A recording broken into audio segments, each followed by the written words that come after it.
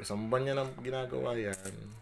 Tapos every end of the month, ito yung kanyang ah, tinitingnan niya kung ilan na ba yan nandiyan sa loob. Sa tansya ko, mga nasa 5,000 to 6,000 siguro to. Na puro tigpa 5 at tigti 10 pesos. At may konting mga buo siya. Nipon. Hi guys, welcome po sa aming YouTube channel. So ito yung tindahan ni Mrs. Actually nasa loob namin ng subdivision eh. So ganito yung naging concept ng kanyang tindahan. So ngayong araw mayroon ako ipapakita sa inyo guys. So re-read din natin yung sinasabing ano ni Mrs. Kadabo. Iniipon ni Mrs. Calabon. Yung sinasabi niya less than 10%. Eh siya na guys, medyo magulo pa yung tindahan na yan. Tara, samahan niyo ako. Okay, paakit na tayo ngayon. Let's go! Tignan natin yung sinasabi natin guys.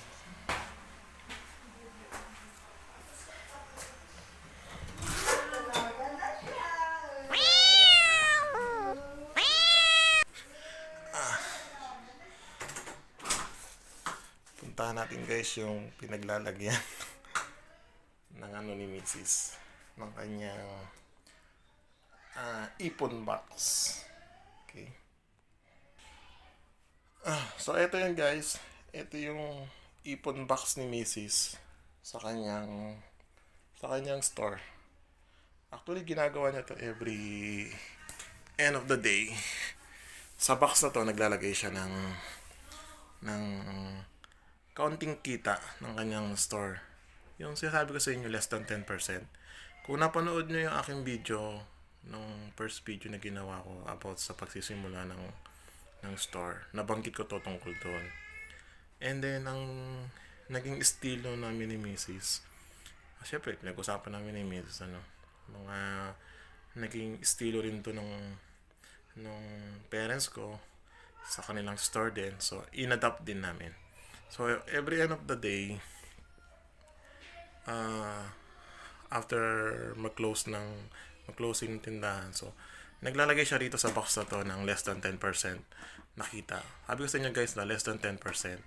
Kasi, para yung ibang kinikita nyo, napaparoli nyo sa tindahan o sa inyong sari-sari store, nakakabili kayo ng item.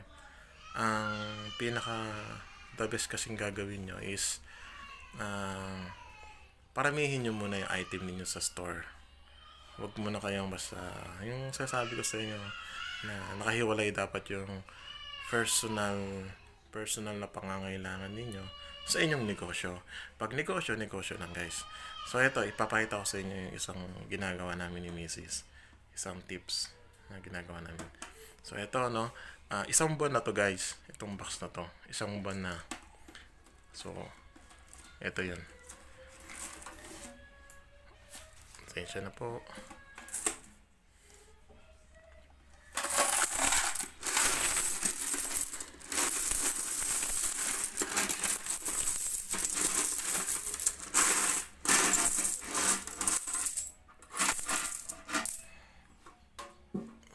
So, ito yung less than 10% araw-araw na nilalagay ni Mrs. Siyempre, barya-barya yung nilalagay. Mostly 5 and 10 pesos. Walang tigpipiso guys ha. Mostly 5 and 10 pesos. And then, konting buo. Kung wala kayo na ipon ng 5 or 10 pesos, yun. Sasamahan ni Mrs. ng buo. Basta pasok siya doon sa sinasabi kong less than 10%.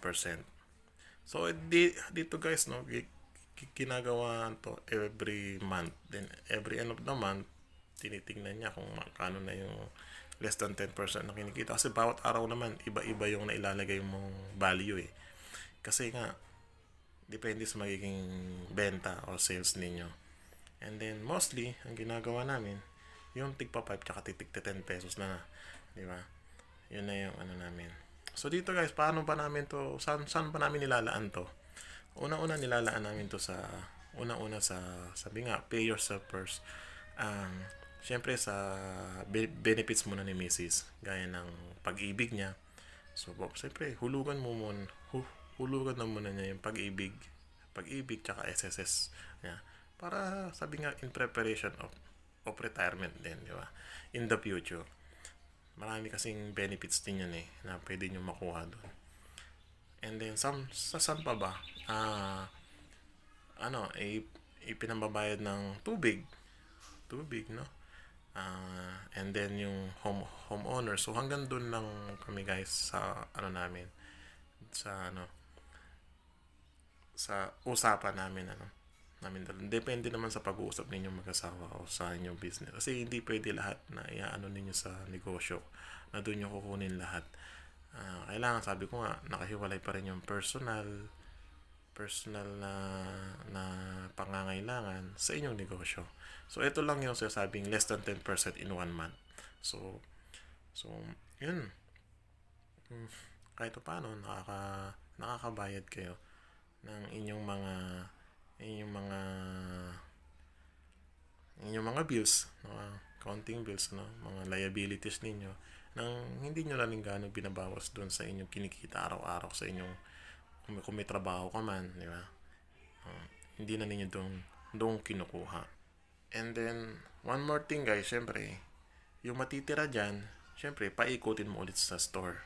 Pwede kang bumili ng panibagong item, or pwede nyo munang ipunin ulit kung meron kayong bigger project. Bawa gusto nyo ng kumuha ng mga wholesales, yeah. Kasi sa amin, yun ang target ko makakuha ko ng mga wholesales para mas mababa ko pa siyang may bibenta. Yun yung pinaka-target ko. Gusto kong pumasok sa mga nag-aahente na, hindi na ako kukuha sa mga groceries, kundi sa mga ahente na mismo. Yun yung pinaka-target ko. Pero syempre, malakihan na yun. Medyo kailangan pang pag-ipunan ng maigi yun. So guys, yun lang muna. Yun yung sasabi kong tipo sa inyo na gawin ninyo kung may negosyo, kahit anong negosyo. Yung counting kita ninyo, ilagay ninyo sa isang box o sa isang lalagyanan. And then every end of the month, pwede nyong tignan o bilangin kung magkano na ba yung naipon ninyo, o kung magkano na ba yung naging progress ninyo dun sa box na inyong ipon box, o kung ano mang paraan na gusto nyo gawin. Kasi guys, kung sa bangko nyo ilalagay,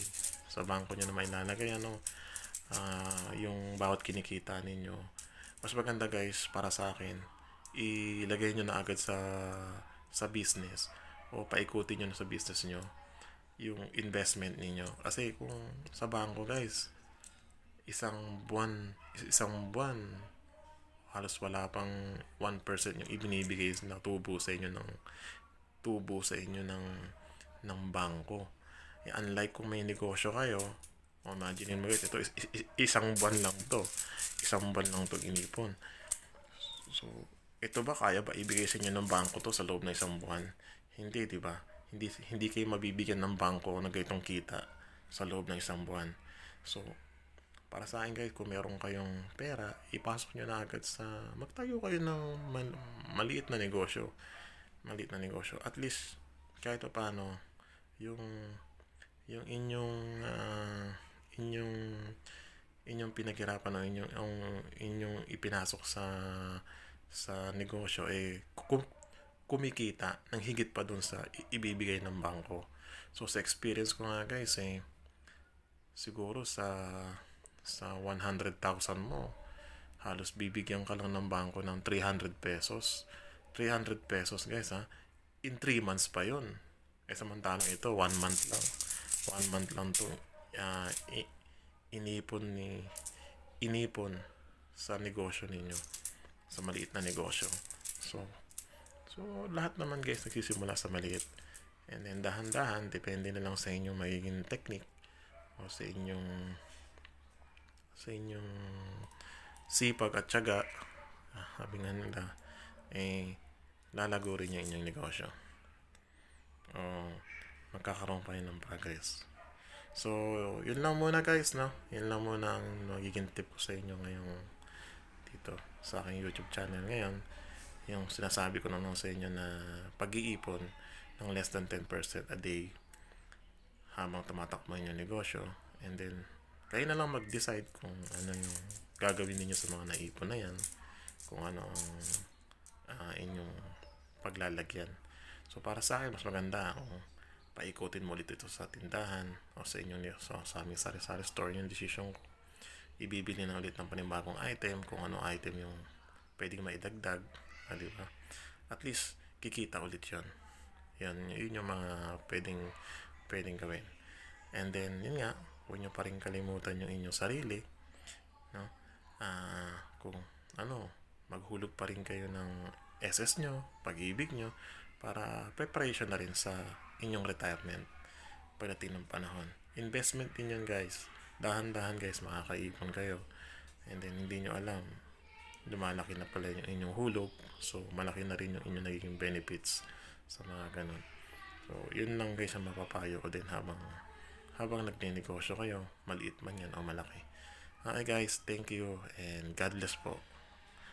Don't forget to subscribe, guys, or like my page, our YouTube channel. Maraming salamat po ulit, and God bless.